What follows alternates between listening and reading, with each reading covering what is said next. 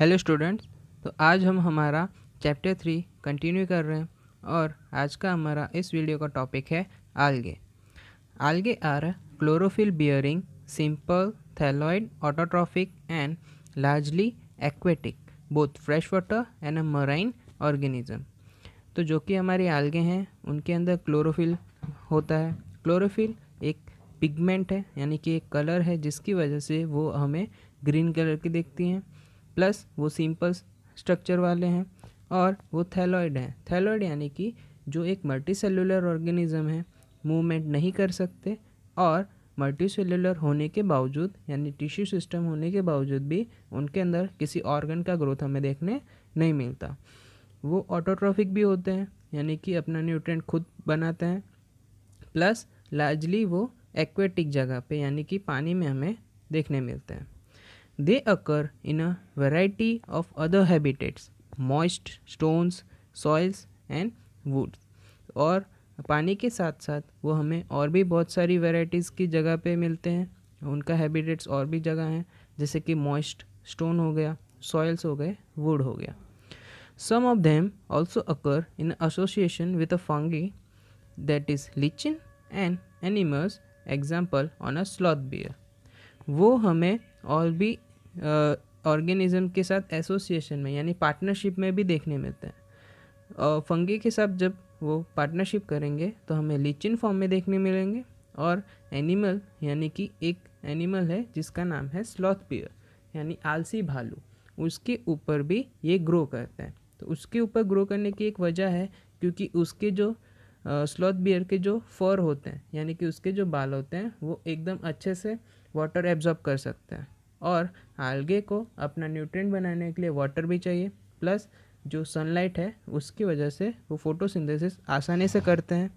और ये पार्टनरशिप में है, इसी वजह से जो भी न्यूट्रिएंट ये आल्गे क्रिएट करेगा, फॉर्म करेगा, प्रोड्यूस करेगा, वो उसे डिफ्यूज़न की प्रोसेस की मदद से स्लॉथ बियर को पहुंचा देगा। The form and size of algae is highly variable. ये जो फॉर्म्स हैं आल्गे के, जो स्ट्रक्चर हैं, साइजेस हैं, बहुत ही वैरायटी में पाए जाते हैं। The size ranges from the microscopic unicellular forms like Chlamydomonas to colonial form like Volvox and to the filamentous form like Ulothrix and Spirogyra. इनकी जो फॉर्म और साइज़ है वो माइक्रोस्कोपिक यूनिसेलुलर जैसे कि क्लैमिडोमोनास और कॉलोनीज यानी कि कॉलोनी फॉर्म करके रहने वाले वॉल्वॉक्स और फिलामेंटस यानी एक धागे के स्ट्रक्चर वाले अल्थोरिक्स और स्पायरोगेरा भी हो सकते हैं। A few of marine form such as a kelps form a massive plant bodies. और कुछ मराइन हैं, मराइन एल्गीज हैं जैसे कि कैल्प्स, जिनको हम प्लांट बॉडीज़ के स्ट्रक्चर में देख सकते हैं। The algae reproduce by a vegetative, asexual and asexual methods. तो ये जो algae हैं वो 3 तरीके से रिप्रोडक्शन की प्रोसेस करती हैं, वेजिटेटिव, असेक्सुअल और सेक्सुअल मेथड। जो वेजिटेटिव रिप्रोडक्शन है वो फ्रेगमेंटेशन से होता है। Each fragment develops into a thallus, और जो भी फ्रेगमेंट्स प्रोड्यूस होंगे वो एक थैलस डेवलप करेंगे। Asexual reproduction is by the production of a different types of spores, the most common being the zoospores.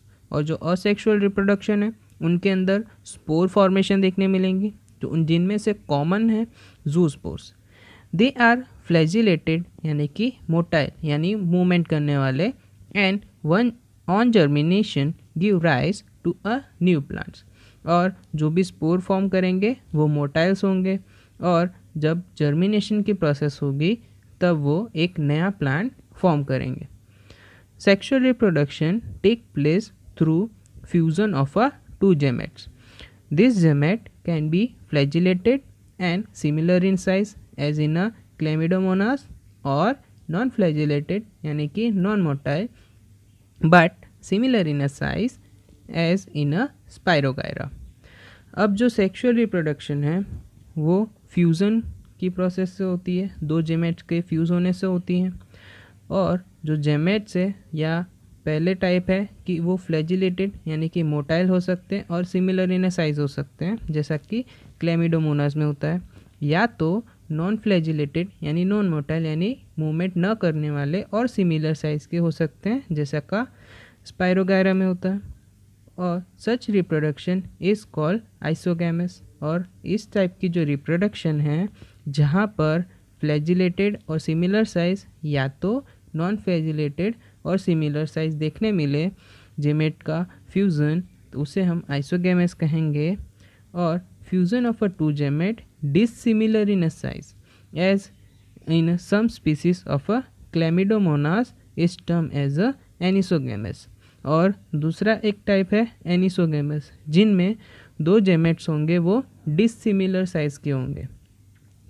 और जो हमारे पास तीसरा है वो है fusion between one large non motile static female और एक स्मॉलर मोटाइल मेल जेमेट इस टर्म एज अ ओगैमस। और जो ओगैमस है वो उनमें से जो जीमेट्स होंगे एक बड़ा होगा और एक नॉन मोटाइल हो सकता है, और एक छोटा होगा और मोटाइल हो सकता है, उन्हें हम ओगैमस कहेंगे। और उनके एग्जाम्पल है वॉल्वॉक्स और फ्यूकस।